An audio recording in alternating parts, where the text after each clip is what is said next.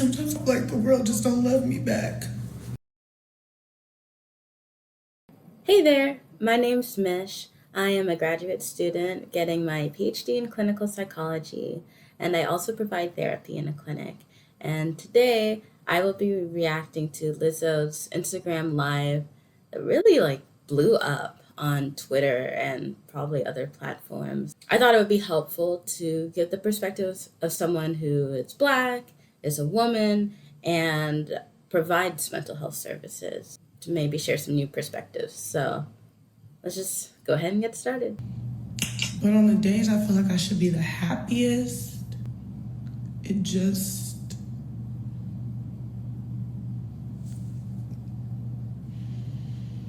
I feel so down. I worked so hard. I've been working triple time, like quadruple time. It's like doing like 12 hours a day of promos and interviews, doing studio, gotten a root canal twice and gone to the studio and recorded music. Okay, so right away, I'm really hearing her frustrations and her disappointment, and I mean, her sadness is so evident to anyone as well, right? But there are a few things she said right away that I want to address, and one of them is that on days when she feels like she should be her happiest, she's just not. And this is something that maybe a lot of us can relate to, whether it's this new job that you got or this big change in your personal life, but whatever it is, there was something that you really thought would be a game changer. And you thought, when this thing happened to me, or when I did this or became this, fill in the blank, like I will be happy, I will be at peace, I will this, I will that. And then you get that thing or you do that thing and you realize, oh, wait, it wasn't enough. Something still feels like it's missing. And you can imagine how disappointing that could be. It could be devastating. I mean, if it was a thing that you thought was going to change your life, and maybe it did in some ways, but not to the extent you expected. And it sounds like that's what she's talking about a little bit, if you become number one on billboards or whatever that marker is, you expect to feel a certain way. And if you don't, it leaves you wondering and frustrated and all those things. So, second point before we jump back into the video is she tells us right away how much she works and how hard she works. And not only does she tell us, she breaks it down for us, like what her day is like, you know, how many hours, like root canal or no root canal. I am there, I am doing my thing. And I think she's saying this because she's anticipating what the haters will say, or maybe what the haters have said already.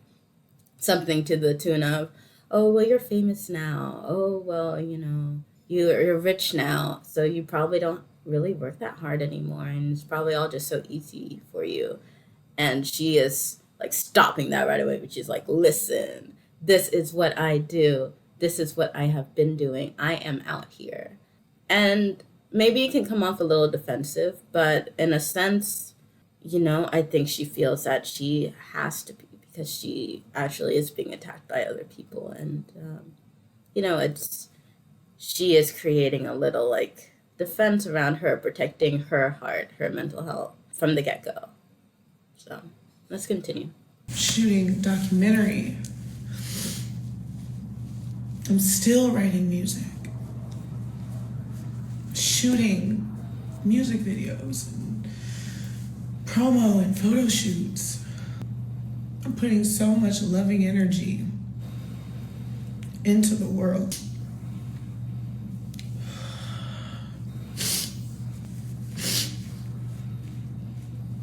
Sometimes I feel like the world just don't love me back.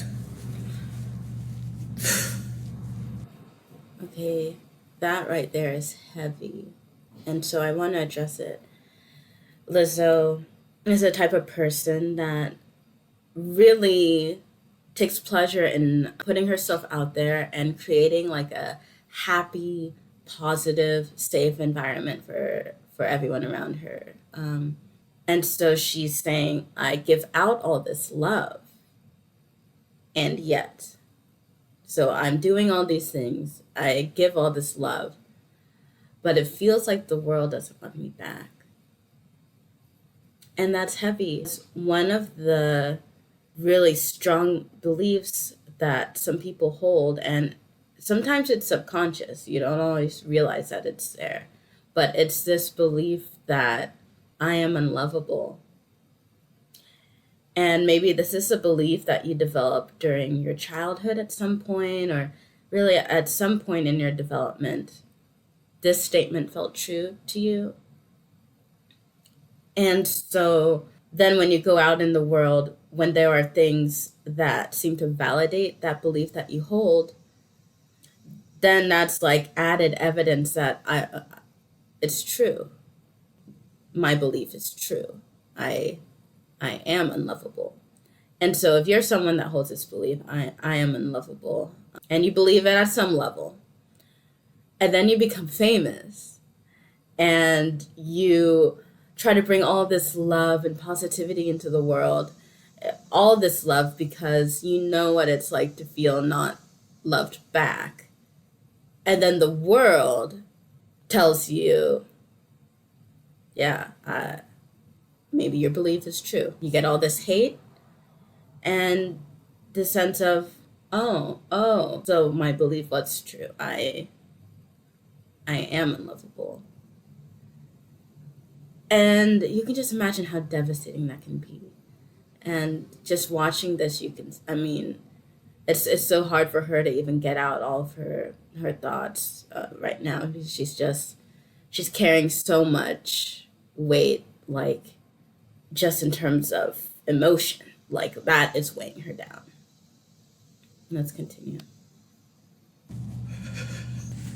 It's like it doesn't matter how much positive energy you put into the world, you're still gonna have people who have something mean to say about you.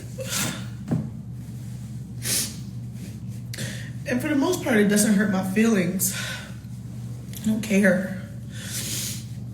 I just think when I'm working this hard, my tolerance gets lower. If you don't like my music, cool. If you don't like Rumors the song, cool. But a lot of people don't like me because of the way I look. And I'm like...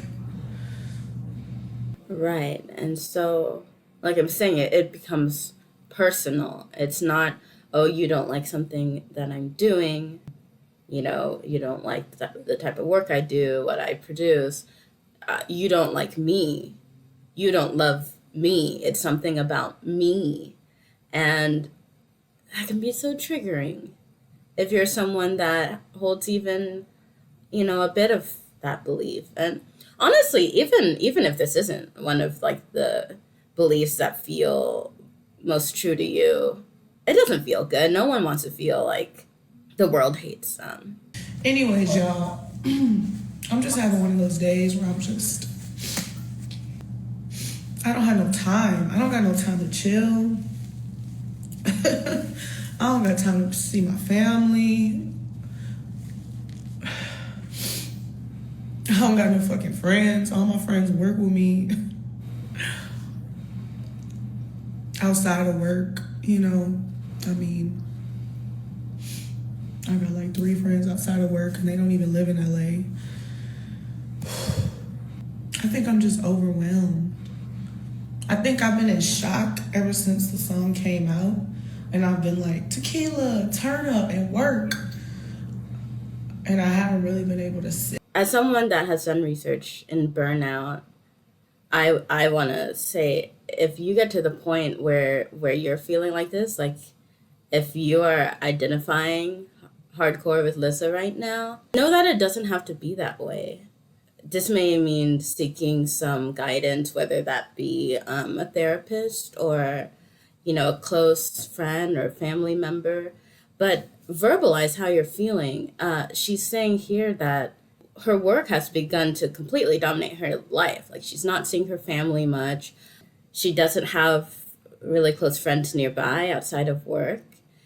And I mean, you can imagine that if you don't have a support system around you to like be there for you when you really need it, then when you're in situations where you either, feel attacked by the world or even just like have a bad day in general, if you don't have that support system, it's that much harder to kind of dig yourself out of the place that you're at.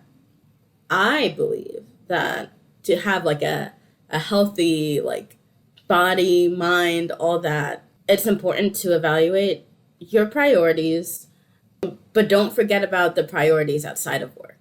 So it's so easy to say like I need to do this and this and this, and sure, maybe you do, but also look at other areas of your life. Like if family is something important to you or you want it to be important to you, look at how many hours you are spending, like on the phone with family or visiting. Same thing with friends. When's the last time that you've had like a good quality conversation with a close friend? And if it's been a while, maybe it's a sign that like maybe it's time to get back into some of those habits. I did it. I dropped a song. I said everything I wanted to say. I make music that I like, that's important to me. And I make music that I hope helps people. Period. I'm not making music for white people. I'm not making music for anybody. I'm a black woman making music. I make black music, period. I'm not serving anyone but myself. And it's sad that she even has to say this, right? Like a white singer doesn't have to go on the defense and say, yeah, I'm making music for my people and da da da.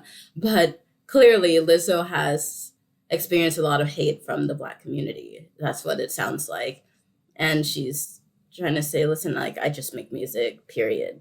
Like, that's all I'm trying to do here. I was overwhelmed today. I saw a lot of things I didn't want to see today. I read a lot of hurtful words that triggered a lot of deep feelings today. And I'm not even going to say them to give them power. But what I will say is thank you. And just for context, I know one of the things she's mentioned is being called like a mammy, which is stereotype. Lesson for today.